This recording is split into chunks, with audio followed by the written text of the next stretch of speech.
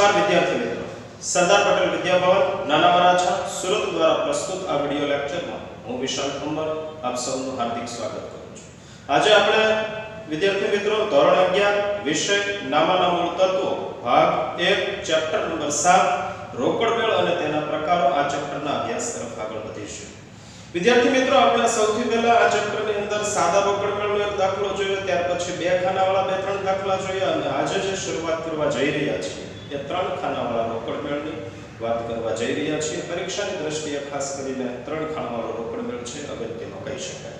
તો વિદ્યાર્થી મિત્રો અહીંયા સ્વાધ્યાયનો પ્રશ્ન નંબર 14 ની વાત કરીએ છીએ। હવે આપની ટેક્સ્ટ બુકમાં જે પ્રશ્ન નંબર 9 10 11 12 આ ચાર જે પ્રશ્નો આપ્યા છે આપણા અભ્યાસક્રમમાં લીધેલા નથી, 70% સિલેબસની બહાર મૂકેલા એ પ્રશ્નો છે એટલે એને આપણે ધ્યાનમાં નહીં લઈએ।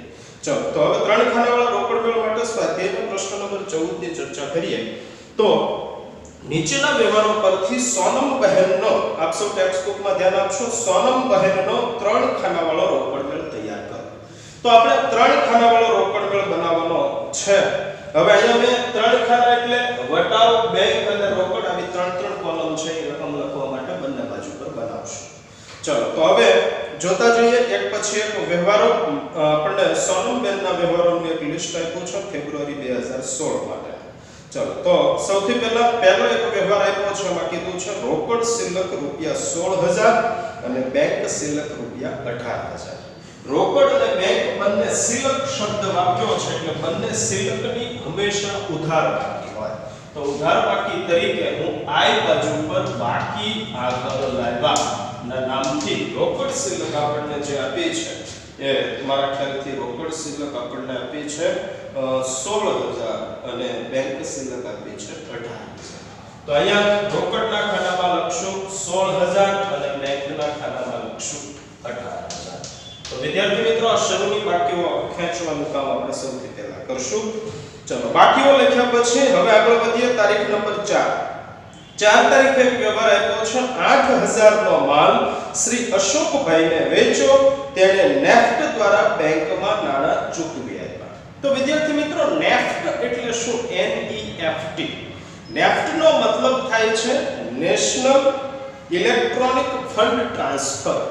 નેશનલ ઇલેક્ટ્રોનિક ફંડ ટ્રાન્સફર આ અમુક મર્યાદા સુધીની રકમને તમે ઝડપથી અન્ય જગ્યાએ ફંડ ટ્રાન્સફર માટે બેંક દ્વારા આપવામાં આવતી આ એક પ્રકારની ફેસિલિટી છે નેફ્ટ અને આરટીજીએસ। આરટીજીએસ પણ એક સુવિધા છે બેંક દ્વારા આપવામાં આવતી, અમુક મામૂલી ચાર્જે તમે ફંડ આ શહેરમાંથી અન્ય શહેરમાં ટ્રાન્સફર કરાવી શકો, કોઈ મોકલી શકો છો। તો આરટીજીએસ નું પૂરું નામ છે રિયલ ટાઈમ ગ્રોસ સેટલમેન્ટ અને નેફ્ટ નું પૂરું નામ છે નેશનલ ઇલેક્ટ્રોનિક ફંડ ટ્રાન્સફર। આ બંને સિસ્ટમ અને સુવિધા છે બેંક મારફતે પોતાના ગ્રાહકોને આપવામાં આવે છે। તો આના પૂરા નામ યાદ રાખશો બંનેના। હવે કહે છે 8000 નો માલ શ્રી અશોકભાઈને વેચો, તેમણે નેફ્ટ દ્વારા બેંકમાં નાણાં ચૂકવી આપ્યા। જ્યારે પણ નેફ્ટ દ્વારા લેવડ દેવડ થાય એટલે સીધી ખાતામાંથી લેવડ દેવડ થતી હશે એવું માનશો ને બેંક સાથેના વ્યવહાર હોવાથી બેંકના ખાનામાં દર્શાવશો। ચલો માલ વેચીએ છીએ અશોકભાઈને, તો પૈસા આવે કે જાય? તો કે આવે। તો હું આને આઈ બાજુ પર તારીખ નંબર 4 તરીકે વેચાણના નામથી નોંધ કરીશ। તો વિગતમાં લખાશે વેચાણ ખાતે અશોકભાઈને આપણે માલ વેચીએ છીએ, કેટલા રૂપિયાનો કીધો છે?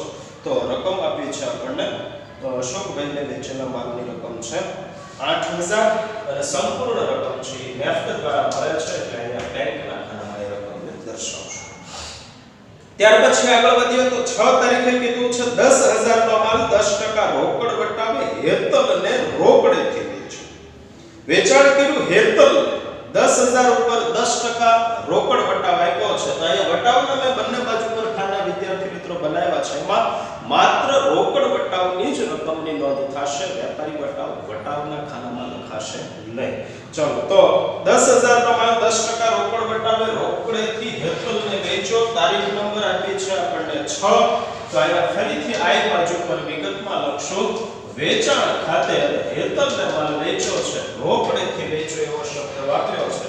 10000 ઉપર રોકડ વટાવ 10% કીધું એટલે 1000 રૂપિયા છે રોકડ વટાવ થશે અને રોકડા મળ્યા છે આપણને 9000। તો રોકડના ખાનામાં લખશું 9000, બેંકના ખાનામાં કોઈ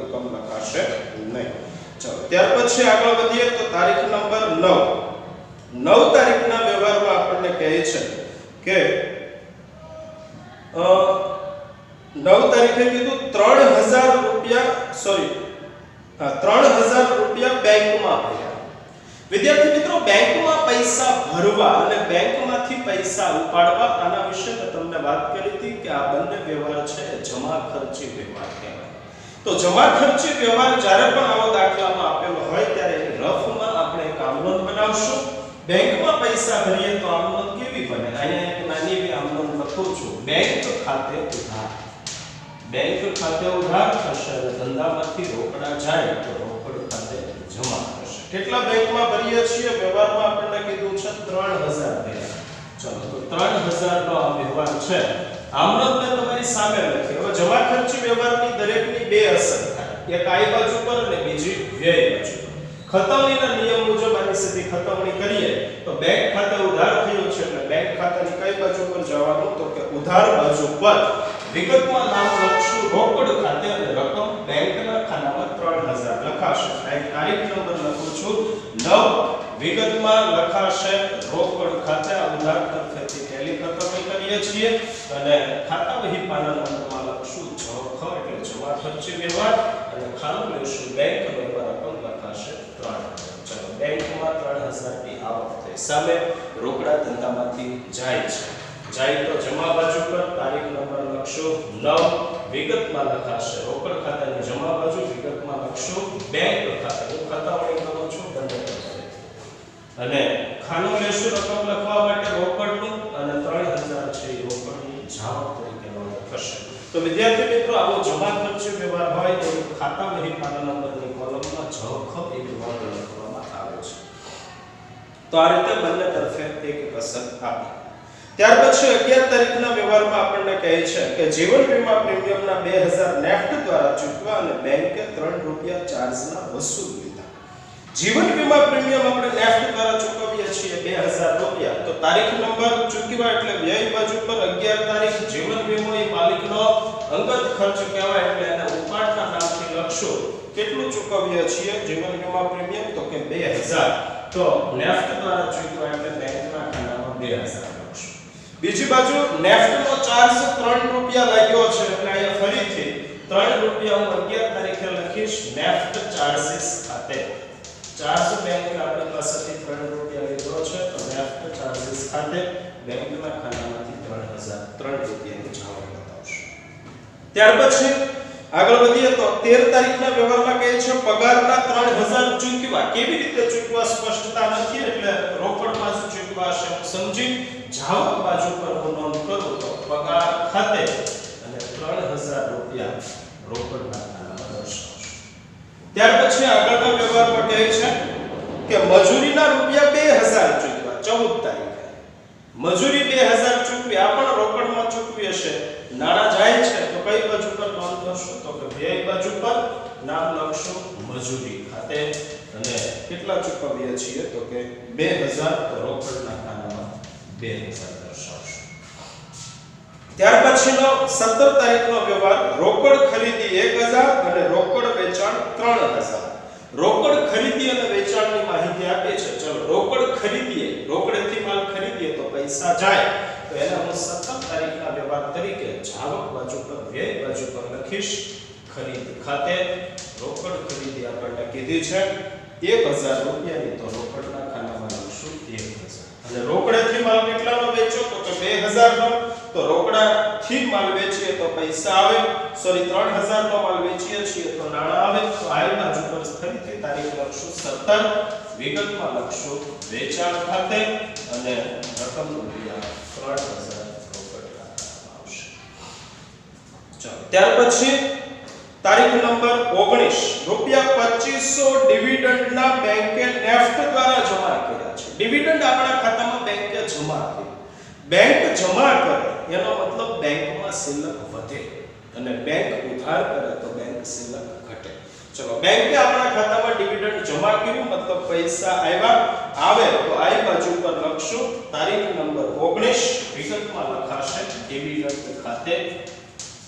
ડિવિડન્ડ પેટે આપણા ખાતામાં જમા થયા છે રૂપિયા આપી છે માહિતી ડિવિડન્ડ પેટે 2500 રૂપિયા નેફ્ટ દ્વારા જમા થયા એટલે સીધા ખાતામાં જ જમા થયા છે. ત્યાર પછી તારીખ નંબર 21 કમિશનના રૂપિયા 1200 ચૂકવી આપ્યા છે. કમિશન પેટે 1200 રૂપિયા ઓલરેડી આપણે ચૂકવી દીધા છે. તો 1200 ચૂકવ્યું છે કમિશન 21 તારીખના વ્યવહારમાં ચૂકવીએ તો નાણાં જાય વ્યય બાજુ પર અહીંયા લખશું વિગતમાં કમિશન ખાતે અને રોકડમાં ચૂકવા છે. કેટલા ચૂકવ્યા છે કમિશન પેટે? તો 1200 રૂપિયા રોકડના ખાતામાં દર્શાવશું.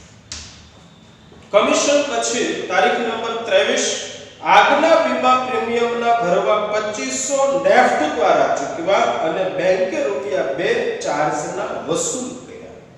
તો આગનું વીમા પ્રીમિયમ એ ધંધાનો ખર્ચ કહેવાય. પ્રીમિયમ કુલ નેફ્ટ દ્વારા ચૂકવીએ છીએ 2500 અને સાથે નેફ્ટ ચાર્જીસ 2 રૂપિયા લાગે છે.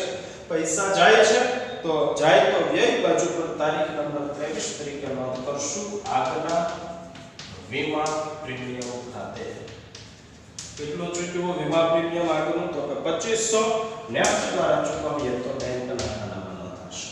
અને બેંકે નેફ્ટ ચાર્જીસ 3 રૂપિયા લીધો તો અહીં લખશું નેફ્ટ ચાર્જીસ ખાતે 3 રૂપિયાથી નેફ્ટ ચાર્જીસ દર્શાવશું જે બાજુ.